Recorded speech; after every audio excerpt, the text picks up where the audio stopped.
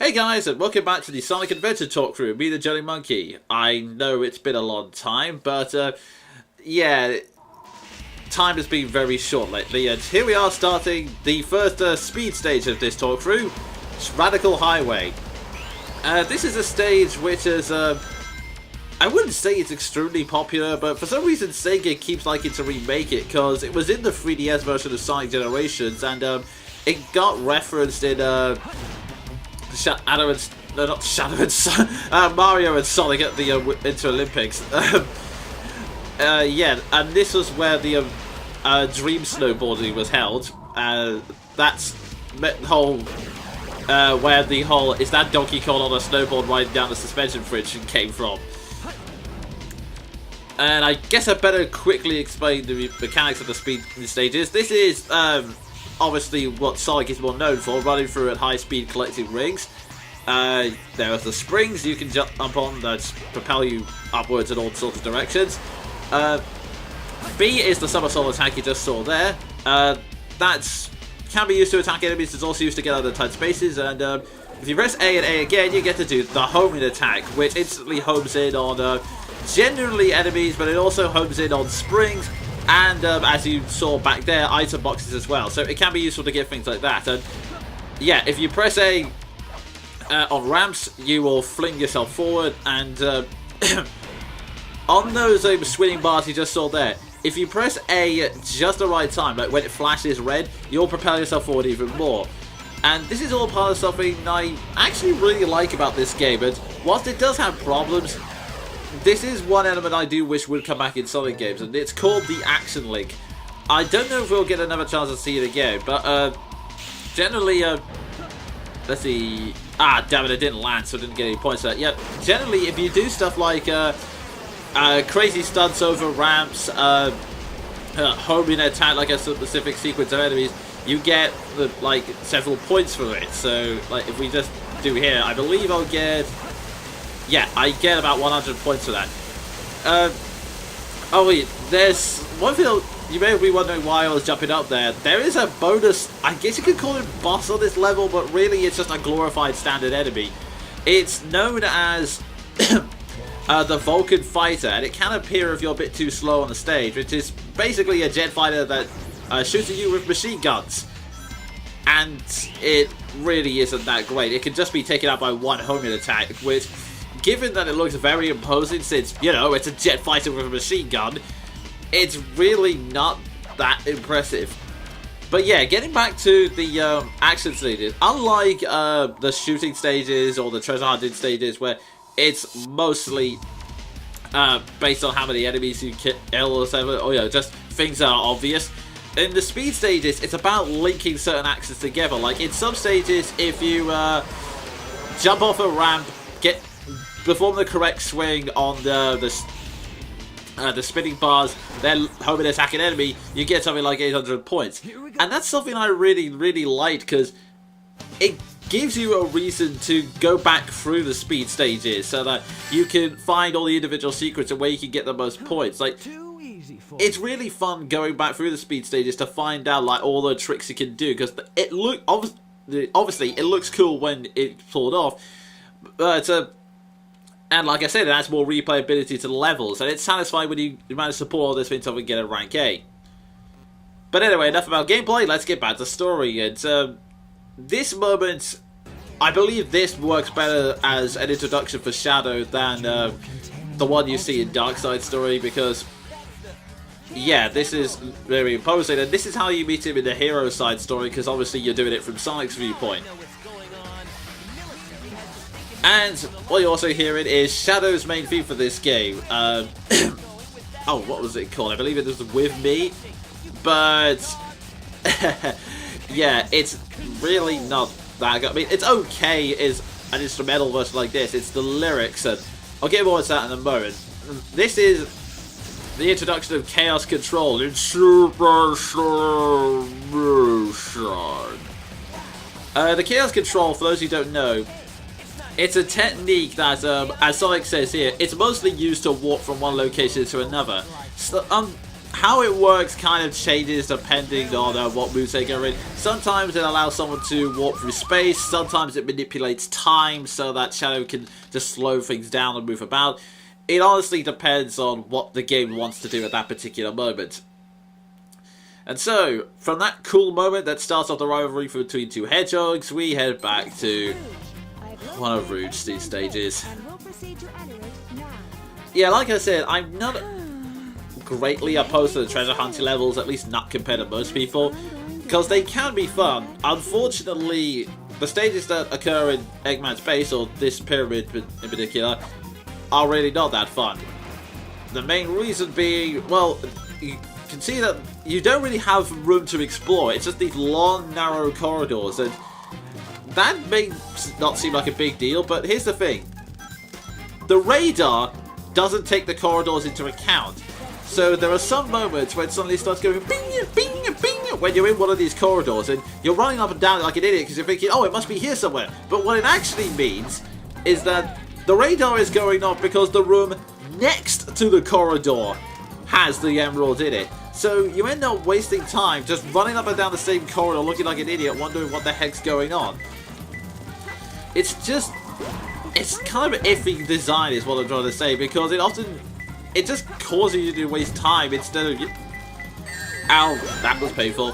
Oh yeah, minor trivia fact, these are the E-series robots, which Eggman started with 5 prototypes in the original Sonic Adventure, and in this game they're now the full-blown foot soldiers of Robotnik. Although I'm not sure why, because if memory serves, most of them proved to be failures except for Gamma and Beta, and Gamma ended up turning on Eggman anyway. But, whatever. And, I mean... Oh, how convenient. There's an emerald here, and there's also an important item, the pick nails. The pick nails basically allow you to dig in certain locations. And, well, there are 2 ways to dig. First off, after I get crushed, I'll demonstrate... Pass me, will you make up your mind what you're doing? Okay. The first way to demonstrate this is that, oh god. Okay, I'll explain what the flashing green light is later, but for now, 2 ways to dig. First, jump onto a wall and climb around, and then press B. Or just jump up into the air and press B. And you may be thinking, well, what's so great about that? Later stages, basically... Every single emerald shard is held in the dirt or some way, because, well, they need to provide some challenge, I guess. So, yeah, we continue to search it down, and ooh, not... Ah, yeah, sometimes the keys can be held inside, various robots as well. You may be noticing I'm running out of commentary. This is part of the reason why it took so long, because originally I had just separated this and Radical Highway into its own part and the next stage, and frankly there wasn't enough interesting commentary to make that particular episode interesting, so I've combined this with another part so that we get more exciting levels and story content, because I will be honest, Sonic Adventure 2, I'm talking about how much of a good story it is. I should have more explained. There are some great events in it, and there are some... there are particular events that are great, but there is a lot of kind of fluff to get through. And yeah, I'll explain the green lights. This seems like a good time. To add to the time-wasting mechanics, you have, I believe... Will we get to see it? No, I don't think we will. There is a robot called the Egg Sentry, or the Egg Beetle. It basically acts like a guard that wanders around and for some reason adds stealth to these sections. Yeah, I know, stealth in a Sonic game. Why? Basically, if the room starts flashing green, it's in the same room, and you have to either hide on the wall or in the shadows. And if you get seen by it, the room will flash red and it'll go and then zap you with lasers. I'm not kidding. So that's another irritating element, because on top of getting misdirected and wasting time running down corridors, you have to waste time by standing perfectly still and just waiting for it to go away. It's not an incredibly bad state, it's just a lot of it is just based around wasting your time, which is never really a source of fun, to be honest. Doesn't matter. It's my mission to find So, Rouge is off to the Space Colony Arc, and we now move on to Eggman's next stage, inside Space Colony Arc. The Lost Colony. For those of you who are having trouble keeping up with the plot, last time Shadow told Eggman to bring more Chaos Emeralds and meet him in the central control room of the Space Colony Arc. Eggman hasn't brought the Chaos Emeralds, but he is going to meet him, so yay for half effort. The main gimmick slash design of this stage is that it's very dark. And doors close on you at inconvenient moments. God damn it! There we go, that's finally gotten points off there. Another gimmick is long shafts, which you can lock onto extra stuff for. And once again, Dynamite packing up the door.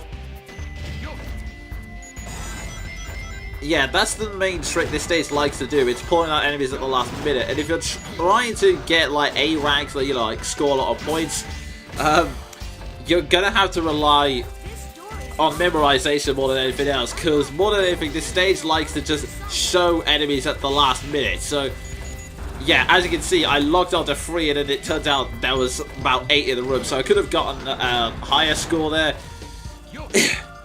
This stage is evil when it comes to things like this. And ow! Oh, god damn it! Okay, can I? There we go. I can jump. I've just noticed my room's getting ridiculously dark now, and this is almost matching the same aesthetic. Ooh. Okay, this stage is where we get one very, very useful upgrade. Once we blow up the enemies in here, and yeah, we just need to get to the upper level, and we can get the jet engine. This allows you to press A and then press A to jump, and then press A again to hover, like so. And this makes the platforming so much easier, because as you were noticing before, since this is a great big clunky walker, it's really hard to get the precise jumping you usually need in platformers, so this makes things a lot easier. Past me, it's not that difficult, just jump up, up, there we go, thank you. Oh yeah, step on the switch, animate the missile, blow up the cage, and we're good to go. And alrighty, up. Gets shot again, apparently. God, those blasters can be annoying sometimes.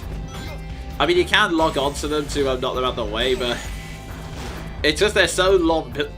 There's such a long gap between them aiming and firing. It kind of takes you off guard, because you kind of expect them to not shoot after a while.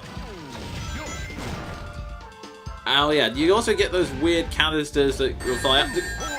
You sneaky little bugger! You also get those green canisters that go up and down. They're explosive, so I wouldn't recommend shooting them, and you don't really get any points for it either. I mean, it will come into play at a later stage of the game, but not this one. Oh, this is something you should also get used to with the arc stages. Long walkways through space. And with enemies in rather gittish places. Wait, is gittish even a word? It is now! Actually, it is an Empire and Dragon Quest, but I'm getting off topic now. Oh, jeez. I believe we're coming to the midpoint of this stage. Yeah, Eggman stages can be pretty long. And again, a lot of points here if you just take your time. And oh, can I get it? Yes! Gold Robot, 1,000 extra points, baby. I think the best way I can describe to get a rank A on your... You bastards! The best way to get rank A on your first... Well, maybe not on your first try, but just rank A in general is to just take your time and hold down the lock for as long as you can, like so. Of course, the danger of that is you'll be holding down the lock and then you'll get shot. And you'll notice that's happened to me a lot of times. And yeah, once again, the long shafts upwards. I'm sure someone's going to make an innuendo out of that. yeah, like I said, just hold down the lock for as long as you can. When the laser starts turning blue, that's when you know it's about to run out, so just let go then and you should be fine. Again, memorization would help here, but feck that. Let's just blow things up. I believe I'm getting about at least 500 points each way, so... Oh, 400, whatever. I'm getting a decent amount of points, so I should get a pretty high rank with this. I'm not confident in it being rank A, but meh. I mean, I doubt it will after me getting shot so many times. Okay. Oh, please tell me that. Oh no, I believe this is... Yep, again, long descents. There we go, that's blown that up. Oh, damn it! Well, there goes that. Every possibility I could have done to chain that is gone, and oh yay, missiles. More time wasting, that's just what I wanted. Oh, please tell me we're near the... Oh, thank God, there's the end. Bro, that robot. And here we are, goal stage. And Robotnik does his happy dance. Let's see, 30,000, I believe. Rank B. Fair enough. Considering how much I was getting shot. And so, yep, another stage emblem. And now it's time to move on to this rather pivotal scene in the game. This is where Darkseid's plot actually gets going, and it's stops. Well, it doesn't entirely stop with the foreshadowing, but it actually starts to make some progress with its plot. I've been waiting for you, Doctor. This is basically the main cornerstone of both Robotnik and Shadow's plan in this game. Aside from Shadow, Professor Gerald also created the Eclipse Cannon, which, yes, is a weapon that can blow up the entire planet, and yes, does have a lot of similarity to Star Wars, but this is Sonic. We already have a machine called the Death Egg that is basically the Death Star with Robotnik's face on it, so... Yeah. Although, I will say the Eclipse Cannon is a much cooler name than the Death Star, but that's just me. Unfortunately, because it's... Well, it's not unfortunate if you don't want the world to blow up, but unfortunately for the villains, I should say, because it's been deactivated so long, it needs the Chaos Emeralds in order to reach its full power. Flashy effects! This is what a Dreamcast is capable of. So that's why we needed the Chaos Emerald. And yeah, I do kind of like Shadow in this scene because I think this is the kind of voice that this is the moment where David Humphrey gets to shine, because I think there's like difference between David Humphrey and Jason Griffith is that Jason Griffith and to an extent Troy Baker, they focus more on the I'm shadow and dark and deep, whereas David Humphrey kind of focuses more on the smooth, cool, mysterious type voice. And when Shadow is in kind of, I guess you could say, temptation mode, because he's offering the Eggman all of his wildest dreams, it definitely works here. And this is the other pivotal point about this scene. This is where all the villains come together. Rouge here, unlike Eggman, comes with a Chaos Emerald, as we'll see in a moment, and she also says that she's going to join the Robotnik on the pretense of getting a radar to track down the Master Emerald. And on this pivotal moment, it's time to end this part. I've been the Jonin Monkey, and join me next time when we begin Operation Special Stage. See you then! Okay then, it's a deal. I don't think we've been introduced. I'm Rouge the Bat, but you can call me Rouge.